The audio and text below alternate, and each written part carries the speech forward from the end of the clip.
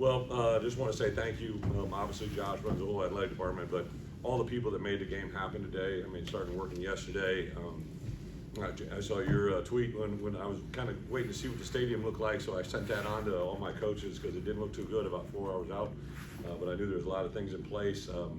Never been part of a game where somebody tapped. Usually I'm getting in trouble for being on the field, but they tapped me and I looked and I just about got clipped by a tractor going by with a snowplow. So it was kind of a unique game day experience.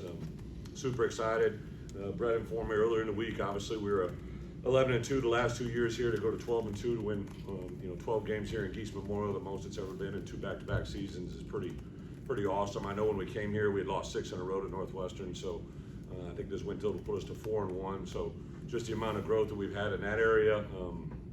There's so many people to thank, but mainly just our seniors. Those 30 guys. Now, hopefully, not all of them are leaving me. I know that a couple guys jumped in just in case, but I'm super excited to get this W for our guys like Miles Scott, Luke Altmaier, and so many other seniors. Gabe Ackus became the Big Ten sack leader today, right? So to have that happen, just absolutely awesome. We got to wait a week to find out where we're going, but to have back-to-back bowl games, something that hadn't been done very often around here. Just super excited for that.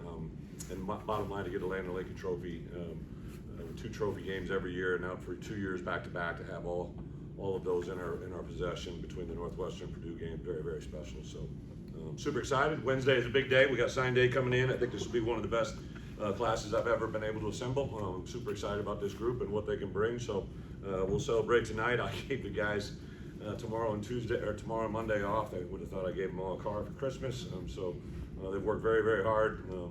They should enjoy today and tomorrow. And then we'll kind of get back to work on Tuesday and see where we go for a bowl game at the end of the week. So with that, open up for questions. What has the senior class just meant to you? What is a senior class, man? Well, they've changed the perception. John Asamoah was our guest captain this week, and I met John. Martin O'Donnell was the guy that actually recommended him to us, and Martin and John had played together here. I never tell the guest captains what to talk about. And John came in, and the first thing he said to our guys, he actually said, "Hey, I'm here to applaud you." Right? Like, I'm living in St. Louis now. I'm a former player. When he was in the league, there wasn't a lot of great things happening here, and now he's down in St. Louis, and people know him and who he is and where he played, and people come up to him, and he was telling to our guys how much pride he has in what they've built here. And I think that's really something cool for our guys to hear. I think they lose sight when they're here, and we had a couple setbacks this year that were tough to swallow, but to know where we've gone and the journey we've been on, and to have 5 years building this thing, the thing is crazy. I just think about a lot those 2 years that we didn't get the bowl. We were 1 game away each one of those years. Could have been, but I just think it's great to see signs of what's going to come, and these seniors are a huge part. For your defense, for the ups and downs of the season, have that kind of day to lead you to a win. What's that mean? What's it say about it? Yeah, a lot of good defensive players. I give credit to Aaron and the defensive staff. Did a lot of really, I thought, good game plans. So I told our guys last night, there is nobody in the country that has put more into a game plan than our coaches. We planned for regular weather, adverse weather with snow, adverse weather with rain and freezing, sleeting conditions, 35 to 55 mile an hour wind gusts. So I thought we had kind of a plan all day long. We were just a little bit ahead of wherever we needed to be. I thought that part, managing the game, was really, really, really good. I was pissed at myself. I let the time run down on that third down that was a 3rd and 4, jumped to a 3rd and 9. That can't happen, and that's definitely something that we can learn from. But our guys' resiliency was really, really awesome. How fitting is it for Miles to have 2 interceptions on the season? Yeah. Well, he came here as a wide receiver, a non-scholarship player. I always tell him, like, literally after the first spring drills, I knew he was a DB. I just couldn't do it to him because he was paying his own way, right? So I remember after that second year, I said, "Hey, my friend, I got an idea. I'm going to give you a scholarship. We got to move to defense." And the good thing is his good football right here, but I think he'll be a really good NFL player. They're very excited about him, and today was another great accent for that. We've asked a lot about Luke Altmaier over the years, but this is the last home game, and obviously you got one more for you. Just what's he meant to you and today? Tell me about it today. Well, he's kind of us in a nutshell. I literally got a text from his mom on Friday that brought me to my knees.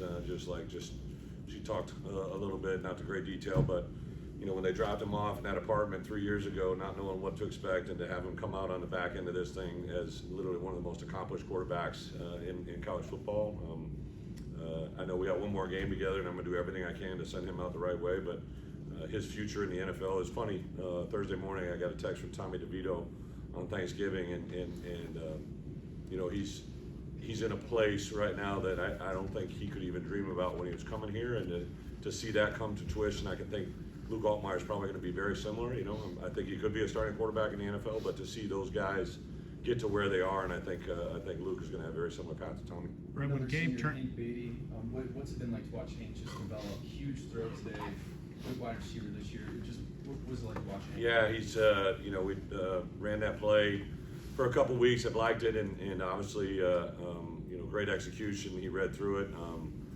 Just really fun to see him, you know, progress to where he is. I wish they would have let us come through the 5 for 5, because I think that kid's just scratching the surface of what he's going to be. And you know, as a freshman, I just felt we needed to play him. So you know, unfortunately, NCAA won't see the light on that one. But if I could have him for one more year, I think we'd rule him something special. But he'll get a chance to play in the NFL, and you know, it's only fitting. I think those hats that we were wearing, those are from an organization in Springfield to benefit, you know, or talk about the promotion of people visiting Springfield with the Land of Lincoln Trophy. And I saw Hank Beatty come rolling through with that top hat. So they weren't going to get one of those things on my head, but it was fun to see all those guys have it. right when you see Gabe turn it on like he did in the second half, you've coached pass rushers everywhere you've kind of been. Yeah. Where does he rank? You know, Gabe, when he is an engaged rusher, he's a really, really tough task to block. He's so powerful. He really does lean well and bends well.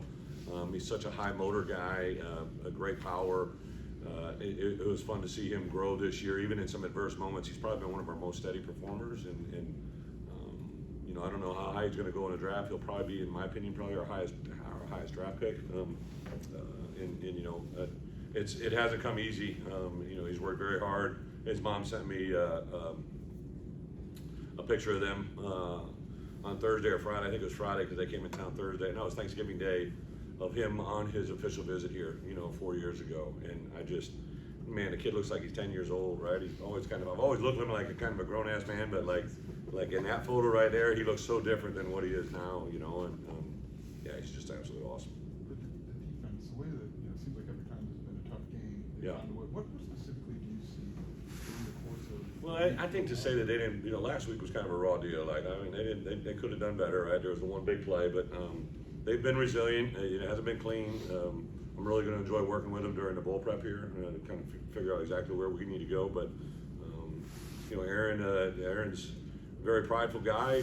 Terrence Jamison, Archie, Corey, and Trent Harris and Alex Panos in the outside backer room. Those guys are all a lot of pride and kind of buckle up. You know, we lost probably our best, you know, for sure our best secondary player, corner, right? Xavier Scott. When you lose a guy like that, it's very, very hard to kind of pick it up and just say, okay, we were going to do this with him, and they don't have that guy. So I thought they've done a really good job of cycling through, and then at the end of the game today, they did exactly what they needed to do to win that thing out. And the 2 interceptions, one before the end of the half, and obviously the one at the end of the game were really big. Brett, to finish One more off after with this 8 wins in the season. I know you guys had higher goals, but to finish with 8. Yeah. So what's that mean? Well, I think, going into the offseason? you know, I had somebody point out to me, they sent me an article. They asked me at Media Days in Vegas, right, like how would it define a successful season, and you guys know how I am. I'm like, I wouldn't give you a number, right, but I did say, hopefully we're playing our best football at the end of the year, right, and I thought today was really good. This was a tough day to build in, right, you know, it kind of evens out everything.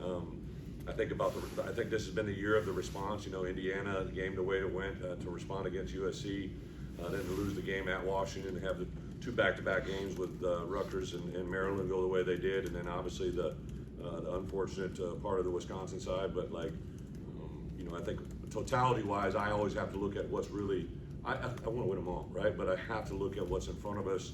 This signing class, coupled with an 8 win and get a chance to go to the 9, like there's some, I think, very seldom do I ever, you know, like I think there might be 3 or 4 guys in this signing class who are day 1 starters, right? And that gives us testament to who we can compete with, right? I've literally never been, even, you know, 3 Big Ten championships at Wisconsin, I never could get down to guys that we're getting in on now, right? And getting them to come here and visit and then also land them, and that's a really big deal.